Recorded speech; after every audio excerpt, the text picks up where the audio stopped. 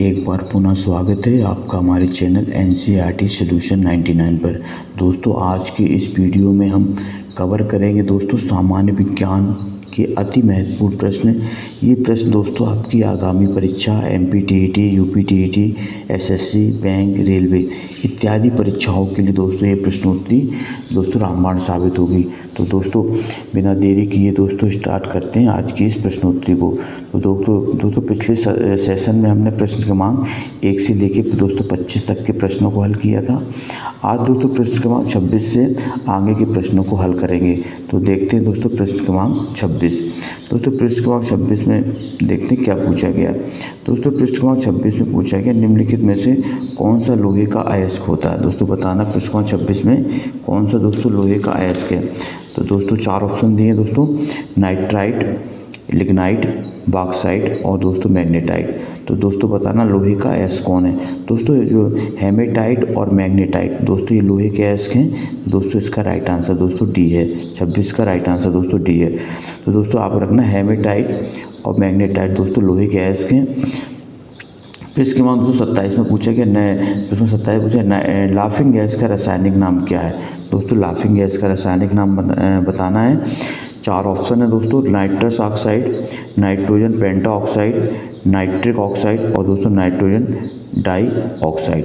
दोस्तों laughing gas दोस्तों को हंसाने वाली गैस के नाम से जाना जाता है दोस्तों, और इसका सूत्र है दोस्तों नाइट्रस ऑक्साइड। क्या है दोस्तों नाइट्रस ऑक्साइड। इसका फार्मूला होता है दोस्तों N2O। इसको भी आप नोट डाउन कर लें दोस्तों नाइट्रस ऑक्साइड का। इसके बाद दोस्तों प्रश्न क्रमांक 28 में पूछे यूरिया क्या है। दोस्तों यूरिया के बारे में पूछा गया है। एक सोडियम उर्वरक है, नाइट्रोजन उर्वरक है, फॉस्फेटिक उर्वरक है या दोस्तों पोटेशियम उर्वरक है। दोस्तों यूरिया जो है एक नाइट्रोजन उर्वरक है दोस्तों। यूरिया का जो रासायनिक सूत्र होता है दोस्तों वो होता है दोस्तों NH2CONH2। तो दोस्तों ये यूरिया का दोस्तों सूत्र है दोस्तों। और दोस्तों इसमें नाइट्रोजन पाए जाते हैं, जैसा कि आप देख रहे हैं नाइट्रोजन तत्व के कारण ये दोस्तों नाइट्रोजन उर्वरक के अंतर्गत आता है दोस्तों यूरिया। तो दोस्तों यूरिया जो है एक नाइट्रोजन उर्वरक है। इसके बाद दोस्तों प्रश्न क्रमांक देखते हैं दोस्तों 28। दोस्तों आपसे एक आग्रह है दोस्तों, निवेदन है कि आप प्लीज़ हमारे चैनल को सब्सक्राइब कर दें दोस्तों और इसको लाइक कर दें, और दोस्तों इस प्रश्नोत्तरी को अपने दोस्तों में शेयर करें ताकि वो भी दोस्तों इसका लाभ उठा सकें। इसके बाद दोस्तों प्रश्न क्रमांक देखते हैं दोस्तों 29वां में क्या पूछा गया। प्रश्न 29 में दोस्तों प्रश्न 29 में पूछा बारूद का आविष्कार किसने किया था। दोस्तों बताना बारूद का या डायनामाइट का आविष्कार किसने किया था दोस्तों। तो इसमें 4 ऑप्शन दिए दोस्तों, कोस्ट, डॉक्टर गेटिंग, रोजर बेकन और CV रमन। तो दोस्तों इसका जो राइट आंसर दोस्तों वो है रोजर बेकन ने दोस्तों बारूद का आविष्कार किया था। जबकि दोस्तों CV रमन का दोस्तों पूरा नाम था चंद्रशेखर वेंकटरमन। दोस्तों इन्हें जो नोबेल पुरस्कार भी मिला था। इसके बाद दोस्तों प्रश्न क्रमांक 30 में देखते हैं आयोडोफार्म का प्रयोग किया जाता है। दोस्तों आयोडोफार्म जो होता है उसका प्रयोग किसमें किया जाता है। तो दोस्तों आयोडोफार्म का जो सूत्र होता है दोस्तों वो होता है CHI3। इसको सूत्र भी याद रख लें दोस्तों, CHI3 आयोडोफार्म का सूत्र है दोस्तों। 4 ऑप्शन दिए दोस्तों, पीड़ाहारी, संज्ञाहारी, ज्वर रोधी और पूर्ति रोधी। तो दोस्तों इसका जो उपयोग किया जाता है आयोडोफार्म का पूर्ति रोधी। दोस्तों एक जीवाणुनाशक है, ये कीटाणुनाशक के रूप में दोस्तों इसका उपयोग किया जाता है आयोडोफार्म का। तो दोस्तों आप समझ गए होंगे आयोडोफार्म का उपयोग कीटाणुनाशी या पूर्ति रोधी के रूप में किया जाता है।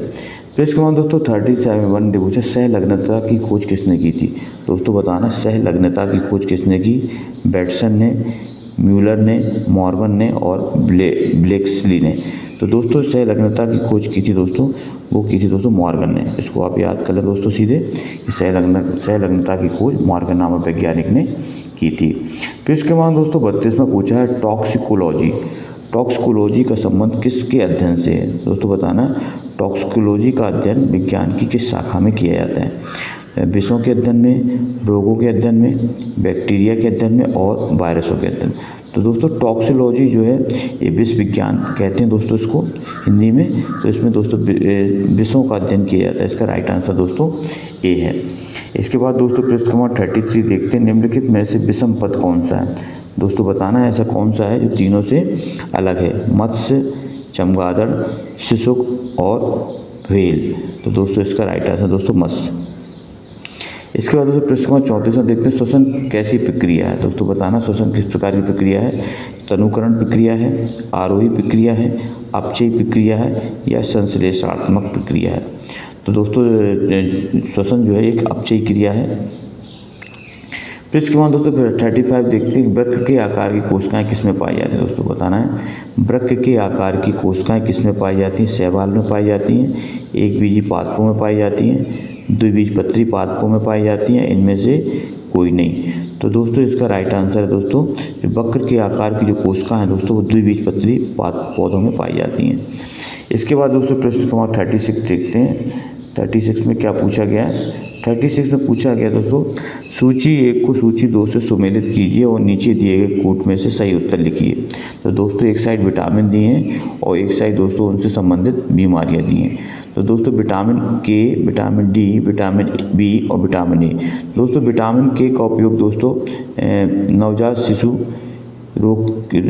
शिशु की रक्त संबंधी बीमारियों में किया जाता है। दोस्तों विटामिन के की कमी से दोस्तों रक्त का थक्का नहीं बनता है, इसको आप याद रखेंगे। दोस्तों विटामिन डी का जो उपयोग होता है दोस्तों विटामिन डी के कारण दोस्तों सूखा रोग होता है, इसे रिकेट्स के नाम से जाना जाता है। विटामिन बी की कमी से दोस्तों बेरी नामक रोग होता है और दोस्तों विटामिन ए की कमी से दोस्तों रतौंधी रोग होता है, जिसे नाइट ब्लाइंडनेस भी कहा जाता है। तो दोस्तों इसका राइट आंसर दोस्तों है डी। दोस्तों ए का चौथा है, बी का दोस्तों तीसरा, सी का दोस्तों चौथा, सी का दोस्तों पहला। तो दोस्तों ये तीनों जो है डी ऑप्शन में है, इसलिए इसका राइट आंसर दोस्तों डी है। फिर इसके बाद दोस्तों 37 में देखते हैं मानव हृदय में कक्षों की संख्या बताना। दोस्तों ये ह्यूमन हार्ट में दोस्तों चैम्बरों की संख्या कितनी होती है। How many chambers in the human heart. तो दोस्तों बताना 5, 4, 2 और 1। तो दोस्तों मानव हृदय में जो कक्षों की संख्या होती है दोस्तों वो होती है दोस्तों 4। इसका राइट आंसर दोस्तों 4 है। फिर इसको 38 देखते हैं तालाबों और कुओं में निम्नलिखित में से निम्नलिखित में से क्या डालने से मच्छरों को नियंत्रित करने में सहायता मिलती है। तो तालाबों और कुओं में निम्नलिखित में से क्या डालने से मच्छरों को नियंत्रित करने में गैम्बूसिया फिश, डॉग फिश, केकड़ा और घेंगा। तो दोस्तों इसका जो राइट आंसर दोस्तों वो है गैम्बूसिया फिश। गैम्बूसिया फिश जो है दोस्तों तालाबों में डालने से मच्छरों को दोस्तों के प्रकोप से निजात मिलती है। इसका राइट आंसर दोस्तों ए है। फिर इसके बाद दोस्तों 39 देखते हैं एक दांतों की कठोर एनेमल परत होती है। दोस्तों बताना जो दांतों की जो ऊपरी परत होती है दोस्तों एनेमल, ये किस चीज़ की बनी होती है। Calcium hydroxide, calcium oxide, calcium phosphate, calcium hydroxy petite. तो दोस्तों इसका राइट आंसर बताना है। तो दोस्तों इसका जो राइट आंसर दोस्तों वो डी है, कैल्शियम हाइड्रोक्सी पेटाइट। इसके बाद दोस्तों प्रश्न क्रमांक 40 देखते हैं पौधों में पत्तों के पृष्ठ पर पाए जाने वाले लघु छिद्रों का नाम क्या है। दोस्तों बताना जो पौधे में जो पत्तों में जो छोटे छोटे छिद्र पाए जाते हैं जिन्हें दोस्तों रंध्र कहा जाता है। क्या कहा जाता है दोस्तों, जिसकी सहायता से दोस्तों बाष्पोत्सर्जन की क्रिया होती है। इन दोस्तों पत्तों पे इन जो लघु छिद्रों को दोस्तों रंध्र के नाम से जाना जाता है। दोस्तों इसका राइट आंसर दोस्तों सी है। प्रश्न क्रमांक दोस्तों 41 पूछा है निम्नलिखित में से कौन सा सुमेलित नहीं है। हरित क्रांति कृषि विकास, नीली क्रांति मत्स्य विकास, ऑपरेशन फ्लड सिंचाई विकास, श्वेत क्रांति दोस्तों दुग्ध उत्पादन विकास। तो दोस्तों 41 का राइट आंसर बताना दोस्तों। तो दोस्तों 41 का राइट आंसर दोस्तों ऑपरेशन फ्लड जो है सिंचाई विकास से संबंधित नहीं है दोस्तों। ऑपरेशन जो फ्लड है दोस्तों ये दुग्ध विकास से संबंधित है दोस्तों। इसका राइट आंसर दोस्तों सी है। दोस्तों इसमें नहीं है, इसको आप अच्छी तरह से ध्यान रखें। तो इसका राइट आंसर दोस्तों सी है, 41 का राइट आंसर सी। इसके बाद दोस्तों प्रश्न 42 देखते हैं दोस्तों आप हमारे चैनल से जुड़ें, हमारे चैनल को सब्सक्राइब करें और दोस्तों हम आपके लिए सामान्य विज्ञान, सामान्य ज्ञान और दोस्तों सामान्य हिंदी और हिंदी साहित्य और दोस्तों से संबंधित दोस्तों प्रश्नोत्तरी लेकर आते रहते हैं, जिन्हें आप दोस्तों प्लेलिस्ट में जा कर के देख सकते हैं दोस्तों प्रश्न क्रमांक 42 देखते हैं 42 में क्या पूछा गया है दोस्तों। प्रश्न क्रमांक 42 में जो पूछा गया है दोस्तों डीएनए का जलरागी स्वरूप किसकी उपस्थिति के कारण होता है। दोस्तों बताना है फॉस्फेट वर्ग के कारण, थायमिन बेस के कारण, डीऑक्सीराइबो शर्करा के कारण, विभिन्न हाइड्रोजन बम के कारण। तो दोस्तों इसका जो राइट आंसर है दोस्तों है DNA का जो जलरागी स्वरूप है दोस्तों वो फास्फेट वर्ग के कारण दो होता है। इसका राइट आंसर दोस्तों ए है। फिर इसके बाद दोस्तों 43 देखते हैं, गोलकृमि एक परजीवी है। गोलकृमि जो एक परजीवी है दोस्तों, ये बताना है कहाँ पाया जाता है, शरीर के किस अंग में पाया जाता है, यकृत में, क्षुद्रांत में, बृहदांत में और जठर में। दोस्तों गोलकृमि जो एक दोस्तों परजीवी है, ये दोस्तों हमारी छोटी आंत या क्षुद्रांत में पाया जाता है। इसका राइट आंसर दोस्तों बी है। प्रश्न क्रमांक दोस्तों 44 देखते हैं, गर्भवती स्त्रियों में प्रायः किस चीज़ की कमी हो जाती है। दोस्तों बताना गर्भवती महिलाओं में किस चीज़ की कमी होती है। मैग्नीशियम, आयरन और कैल्शियम, सोडियम और कैल्शियम। तो दोस्तों बताना इसका राइट आंसर क्या है। तो दोस्तों गर्भवती स्त्रियों में आयरन और कैल्शियम की कमी होती है, जिससे दोस्तों इनको आयरन और कैल्शियम से संबंधित दवाई दी जाती है दोस्तों। इसके बाद दोस्तों प्रश्न क्रमांक 45 देखते हैं। 45 में क्या पूछा है, जब जीन युग्म अन्य इकाई से प्रभाव को छुपाता है तो यह घटना क्या कहलाती है। दोस्तों बताना प्रश्न क्रमांक 45 में। तो दोस्तों जब जीन युग्म अन्य इकाई के प्रभाव को छिपाता है दोस्तों, तो दोस्तों इसे जो है एपिस्टेसिस के नाम से जाना जाता है। इसका राइट आंसर दोस्तों बी है। इसके बाद दोस्तों प्रश्न क्रमांक 46 देखते हैं। 46 में क्या पूछा गया। 46 में दोस्तों ये तो कंप्यूटर विज्ञान से संबंधित प्रश्न दोस्तों, कंप्यूटर से रिलेटेड प्रश्न है दोस्तों। ये कंप्यूटर से रिलेटेड प्रश्न दोस्तों हर एग्जाम में 2 से 4 प्रश्न अक्सर पूछे जाते हैं, इसलिए दोस्तों आपको कंप्यूटर का भी थोड़ा बहुत दोस्तों नॉलेज होना चाहिए।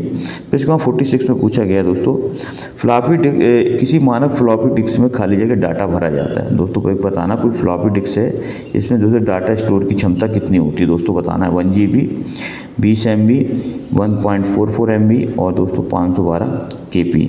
तो दोस्तों जो फ्लॉपी डिस्क जो होता है एक सूचना को स्टोर करने का एक माध्यम है दोस्तों, और इसमें 1.44 MB तक का जो है डाटा दोस्तों इसमें भरा जा सकता है। तो आप ध्यान रखेंगे एक मानक फ्लॉपी डिस्क में 1.44 MB डाटा को दोस्तों स्टोर किया जा सकता है। पहले इलेक्ट्रॉनिक अंकी कंप्यूटर में दोस्तों क्या था। दोस्तों बताना जो पहले इलेक्ट्रॉनिक कंप्यूटर थे उनमें क्या था, वाल्व था, क्रोड स्मृति थी, अर्धचालक स्मृति थी या दोस्तों ट्रांजिस्टर थे। तो दोस्तों प्रथम जो दोस्तों डिजिटल कंप्यूटर थे दोस्तों, उनमें जो है वाल्व का प्रयोग करते थे दोस्तों, किसका, वाल्व का प्रयोग करते थे, जिससे दोस्तों आंकिक एवं शाब्दिक सूचनाओं का समान रूप से प्रयोग में लाया जाता था। तो दोस्तों इसका जो राइट आंसर दोस्तों बाल्ब, पहले इलेक्ट्रॉनिक कंप्यूटर में दोस्तों बाल्ब का प्रयोग किया जाता है। फिर इसके बाद दोस्तों 48 देखते हैं, 2G स्पेक्ट्रम में G का क्या अर्थ है। दोस्तों जैसा कि G से अर्थ होता है जेनरेशन, क्या होता था 2G, 3G, 4G, 5G। तो दोस्तों इसका संबंध जनरेशन से होता है। तो दोस्तों इसका राइट आंसर दोस्तों है 4 ऑप्शन है, गूगल, ग्लोबल, गवर्नेंस और जनरेशन। तो दोस्तों 48 का जो राइट आंसर दोस्तों वो है डी। 2G स्पेक्ट्रम में दोस्तों G का प्रयोग दोस्तों जनरेशन के अर्थ में किया जाता है, इसको आप अच्छी तरह से याद रखेंगे। इसके बाद दोस्तों प्रश्न क्रमांक 249 में देखते हैं, DTP का पूर्ण नाम क्या है। दोस्तों DTP एक शब्दावली है, इसका दोस्तों फुल फॉर्म बताना है, daily text publishing desktop printing, daily text printing desktop publishing. तो दोस्तों इसका राइट आंसर बताना है। दोस्तों DTP का जो पूरा नाम है दोस्तों वो है डेस्कटॉप पब्लिशिंग कहलाता है दोस्तों। इसका राइट आंसर दोस्तों डी है। तो दोस्तों कुछ ये महत्वपूर्ण शब्द हैं जैसे WW, DTP, इस तरह के शब्द दोस्तों परीक्षाओं में इनका फुल फॉर्म जरूर पूछा जाता है। इनको HTTP, MTNL, तो ये दोस्तों शब्द कुछ ऐसे हैं जो परीक्षाओं में अक्सर पूछे जाते हैं, इन्हें आप अच्छी तरह से देख लें। CPU का निष्पादन प्रायः मापा जाता है GB में, MHz में, MIPS और बैंडर। दोस्तों GB गीगाबाइट है, MH है मेगाहर्ट्ज, MIPS और बैंड दर। तो बताना CPU का दोस्तों फुल फॉर्म होता है सेंट्रल प्रोसेसिंग यूनिट। दोस्तों इसे कंप्यूटर का मस्तिष्क भी कहा जाता है। तो दोस्तों CPU का जो पूर्ण रूप जो है सेंट्रल प्रोसेसिंग यूनिट कहलाता है, और दोस्तों इसका निष्पादन जो किया जाता है दोस्तों वो किया जाता है MIPS। इसका राइट आंसर दोस्तों सी है। तो दोस्तों ये थी आज की प्रश्नोत्तरी। हमें आशा है दोस्तों आपको ये प्रश्नोत्तरी लाभकारी साबित होगी।